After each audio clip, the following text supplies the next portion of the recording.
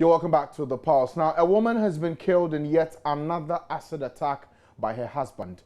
This incident happened at Echimangmim in the Ashanti region. The woman was pronounced dead at the Confanochi Teaching Hospital after the husband, Mr. Ejako, poured acid on the deceased Abna Safua following an argument. We can speak to Kwesi Debra of our affiliate station Love FM in Kumasi.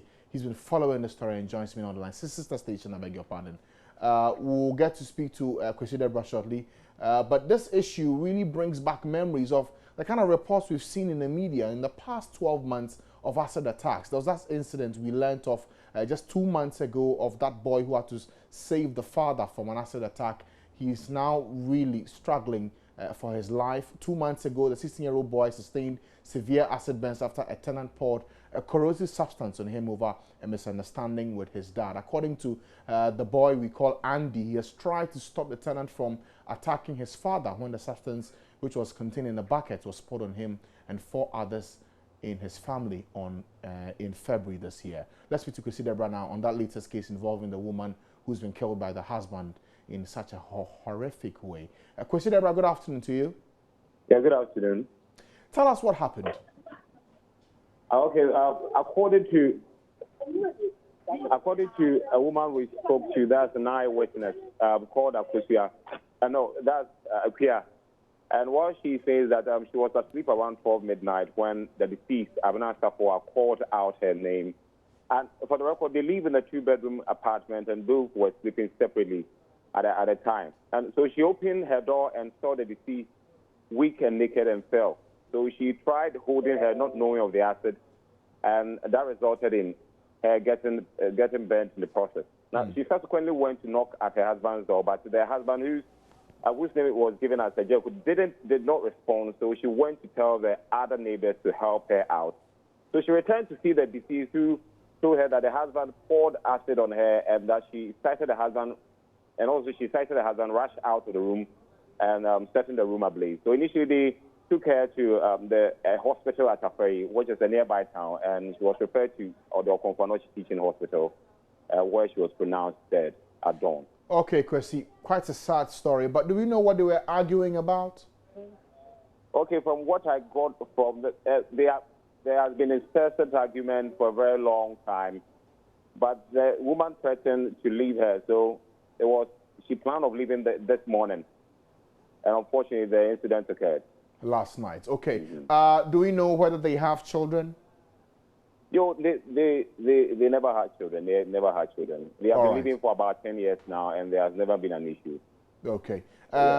For this incident, have the police begun investigations into this matter? Yeah, the incident was reported around 12. It was done by the neighbors, not the relatives of the deceased. It was done by the neighbors. And they are searching for the man now. They are trying to conduct investigation. I tried contacting the police for where they have gotten in their investigation, but they said I should tarry for a while. All right. Now, Kwesi, for the family of this woman who's had to die in such a very horrific manner, what's been your response to this issue? Can you come again?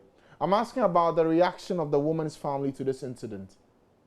Well, I went to the hospital where they were. They couldn't come to the scene, so I went to the hospital where they were. That's the Confanochi Teaching Hospital, and I tried talking to them about the matter, but they were very terrified and didn't want to talk to me on the matter. But I will try and get to them later on and talk to them. And Kwesi, give us a sense of what's happening in Echimangmim, where this woman actually came from, to the Confanochi Teaching Hospital. What's been the town folks' response to this development of this woman dying this way? Well, they are not surprised. They are not surprised at all.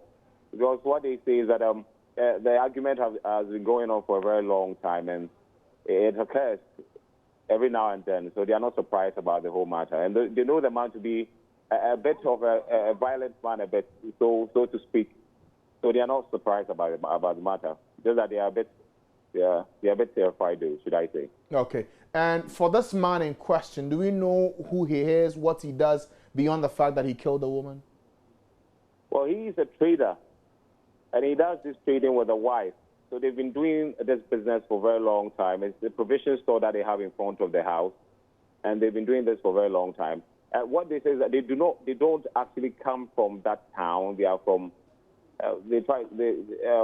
What I find from the neighbors was that they come from a certain town that's somewhere in the western region.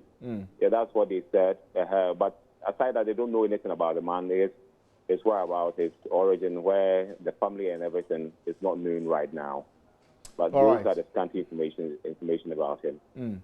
All right. Thank you, Chrissy Deborah, with these details on this particular story. Very, very sad story to report of a woman who's been married to this man for 10 years. And after an argument last night, the woman says she's leaving today. The man decides to take her life by pouring acid on her last night. Pretty sad story.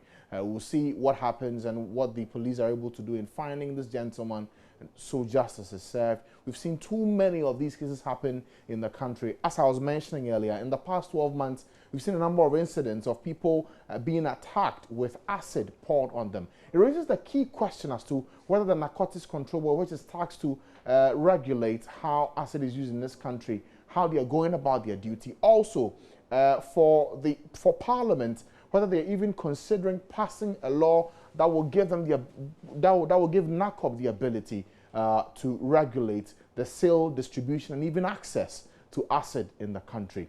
We'll see how that happens in the coming days.